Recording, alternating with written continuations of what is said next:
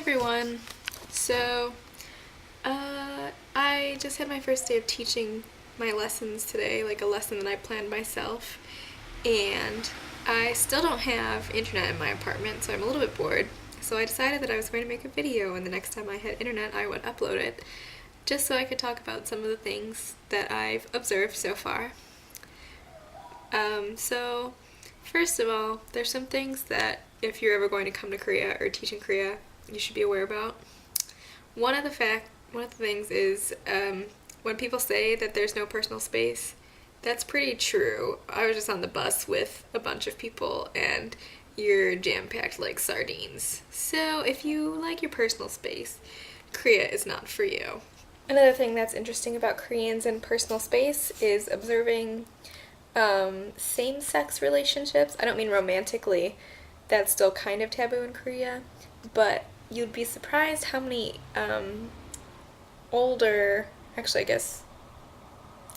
how many same-sex friendships you see that are expressed physically.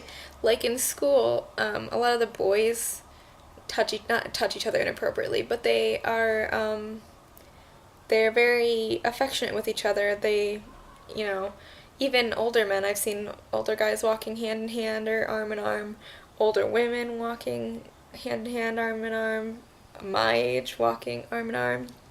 Younger kids, the kids in the hallways will be running around and they'll be, holding each other's hands or that kind of thing. So that was kind of surprising. I had heard about it a little bit, but it is surprising to see. Sometimes you'll see, I saw two ajumas. Ajumas are like older ladies. Today they were arm in arm, they had matching t-shirts on, it was really cute. So, it's not the same between boys and girls. Like you wouldn't see the boys and girls holding hands at school, or that's more of a relationship kind of thing. But to express friendship, they do use a lot more physical contact than we do, so that's kind of interesting because I think a lot of people assume that Asian culture is very not standoffish, but they are more reserved, and they are in general. In terms of expressing their emotions outwardly, but expressing friendship physically is a different story. So it's kind of cool to see the differences. You just imagine two guys walking arm in arm in America and the looks they'd get. None of that here. It's very normal, so it's cool to see, I guess. You'll also kind of feel like a celebrity.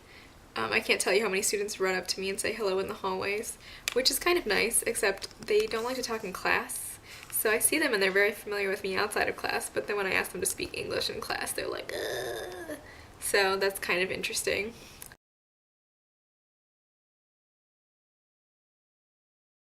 It does take some getting used to that here English is not a necessity. It's not like English in America.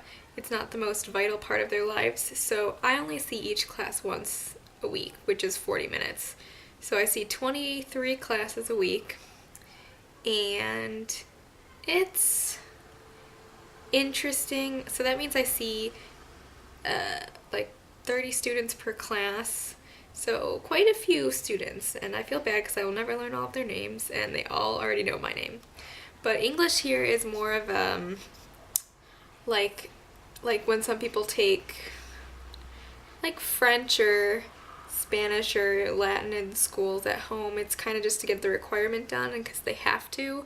Korea does think that English is very important, but if they're going to stay and work in Korea, unless they're going to work for like Samsung or something big, English isn't really their top priority, and so many of them are studying so many things. A lot of them go to private universities or private academies called hagwons after school. So they'll come to school at 8:30 in the morning and get done. My classes end at 1:50, so they'll probably get done around 2 or 3 o'clock. Then they probably go to an academy for a couple of hours and then go home and study. So their lives are pretty crazy, and I think English for a lot of them is a chore, so it's kind of hard to get used to. Another thing I have to get used to is the fact that my co-teachers, I have 3 co-teachers. I teach 3rd through 6th grade, so I have one co-teacher that does just 6th grade, and the other 2 split up 3rd, 4th, and 5th. But what you have to get used to here is that a lot of the English teachers here are not, they didn't study or major in English. They just majored in elementary education. So sometimes you can get stuck with a co-teacher whose English is not great. Thankfully, mine are all pretty good, and they're pretty excited about things that I want to do. I told them I like the show Coffee Prince, and so I live pretty close to where the coffee shop is, and they want to take me there. And so it's kind of exciting. It's nice when you have nice co-teachers.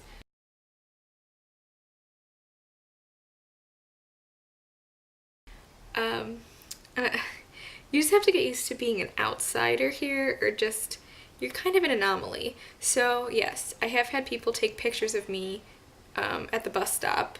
Our group of epic teachers had a bunch of pictures taken of us at Gyeongbokgung, which is a palace, Gyeongbok Palace, I think. And you kind of have to get used to the fact that they're not staring to judge you, I hope.